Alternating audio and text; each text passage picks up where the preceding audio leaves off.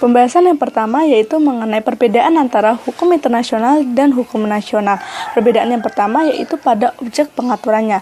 Dalam hukum internasional, objek pengaturannya yaitu negara, sedangkan dalam hukum nasional lebih menekankan pada pengaturan hubungan antar individu dengan individu dan negara dalam wilayah jurisdiksi dari masing-masing negara. Perbedaan yang kedua yaitu dengan membedakan model atau bentuk hukumnya. Apabila digunakan pengertian hukum dari sudut pandang hukum nasional dalam menjelaskan hukum internasional, terdapat peniadaan eksistensi hukum internasional itu sendiri. Hukum internasional tidak memiliki badan-badan seperti legislatif, eksekutif, yudikatif seperti halnya hukum nasional. Meskipun memiliki majelis umum PBB yang sering berlaku sebagai badan legislatif, tidak dapat dianalogikan sebagai parlemen. Perbedaan yang ketiga yaitu dapat dibuktikan melalui prinsip-prinsip hukum internasional yang sangat mendasarkan pada prinsip persamaan subjek, dalam hal ini yaitu negara sebagai dasar pembentukan hukum. Perbedaan yang ketiga yaitu dapat dibuktikan melalui prinsip-prinsip hukum internasional yang sangat mendasarkan pada prinsip persamaan subjek, dalam hal ini yaitu negara, sebagai dasar untuk terbentuknya hukum. Seperti yang dapat dilihat dalam proses pembentukan hukum kebiasaan atau traktat yang menuntut supaya terdapatnya persetujuan dari negara-negara atas dasar persamaan. Dalam hukum internasional sendiri, prinsip ini tidak begitu menonjol. Pembahasan yang kedua yaitu mengenai teori-teori hubungan hukum internasional dan hukum nasional. Teori yang pertama yaitu teori monisme, yang memandang bahwa hukum nasional dan hukum internasional hanyalah merupakan hukum utama bagi hukum nasional. Di teori ini terdapat dua kelompok, yaitu 1.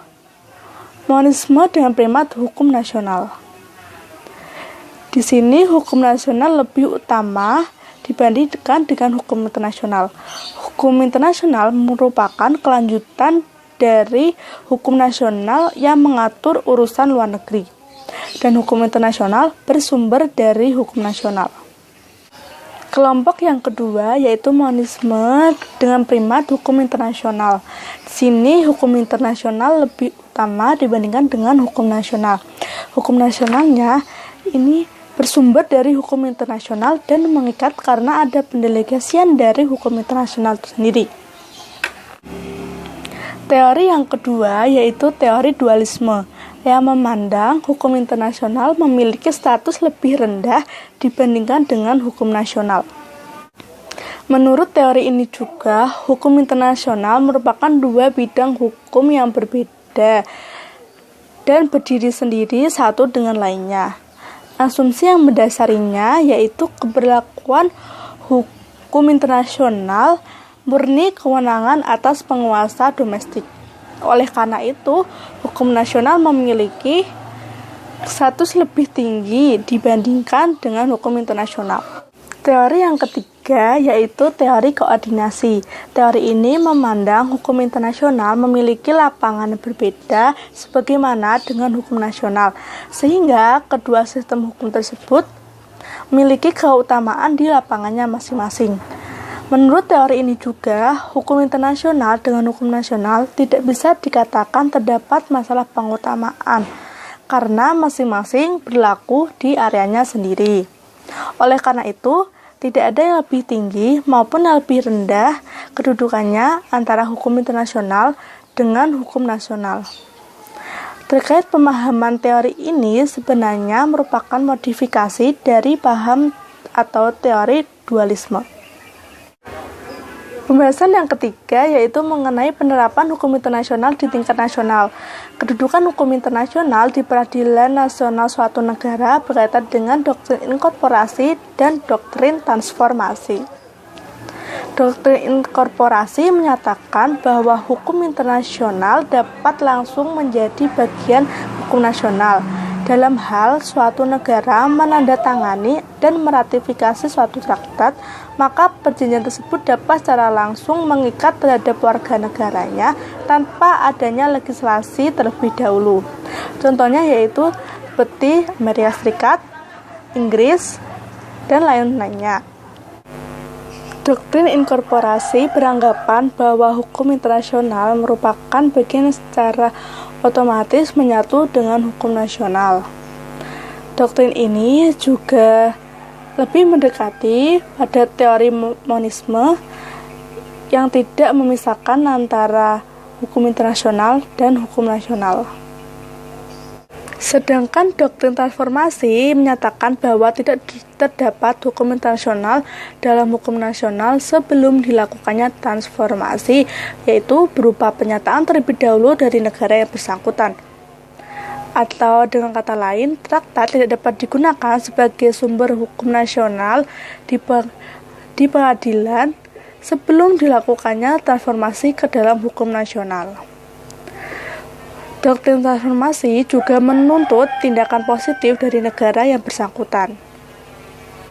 Kemudian, bagaimana dengan kaitannya doktrin-doktrin tersebut dan prakteknya di beberapa negara dalam menerapkan hukum internasional ke dalam sistem hukum nasionalnya? Yaitu ada negara Inggris. Prakteknya di Inggris menunjukkan bahwa hukum kebiasaan internasional dipandang secara otomatis menjadi bagian hukum nasionalnya. Pendekatan ini menggunakan bentuk pengadopsian dari prinsip inkorporasi, yang mana prinsip ini menjadikan kedudukan hukum kebiasaan secara otomatis menjadi bagian dari hukum nasional tanpa adanya pengumuman terlebih dahulu dari lembaga yudisial. Namun, tidak berarti Inggris menerima begitu saja hukum kebiasaan menjadi bagian hukum nasionalnya. Tentu terdapat syarat yang harus dipenuhi, yaitu hukum kebiasaan internasional dapat diterima jika tidak bertentangan dengan doktrin presiden atau ketentuan perundang-undangan. Dalam hal traktat, untuk memberlakukan traktat memerlukan legislasi dari parlemen. Di sini terdapat perbedaan. Traktat tidak sebagaimana halnya kebiasaan yang merupakan norma yang berkembang dari praktek-praktek negara, tetapi traktat merupakan sebuah produk yang memuat praktek-praktek kontemporer yang biasanya bersifat terbatas. Pada prinsipnya, Inggris mempunyai pemahaman bahwa traktat yang belum disetujui oleh lembaga eksekutifnya tidak bisa digunakan sebagai sumber hukum nasional.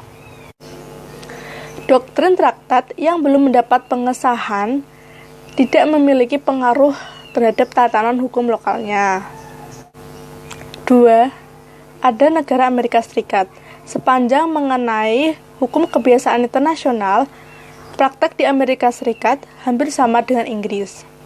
Tetapi apabila ada pertentangan dengan undang-undang nasionalnya, maka undang-undang nasionalnya lah yang dimenangkan.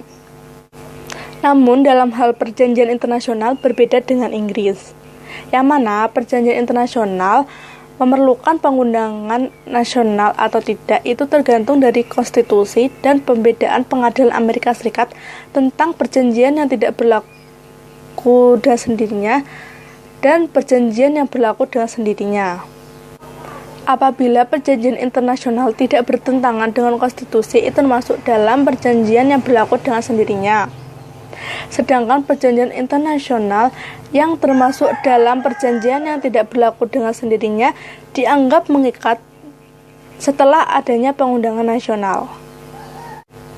Dalam praktek modern, cenderung setiap hukum internasional menjadi hukum nasional, bahkan mengalahkan hukum nasionalnya.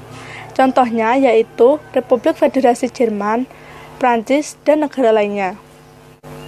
Kemudian negara Indonesia. Indonesia lebih cenderung ke Eropa kontinental, yaitu hukum internasional langsung berlaku tanpa adanya pengundangan, kecuali berkaitan dengan adanya perubahan undang-undang yang menyangkut hak warga negara, itu mutlak diperlukan adanya pengundangan nasional.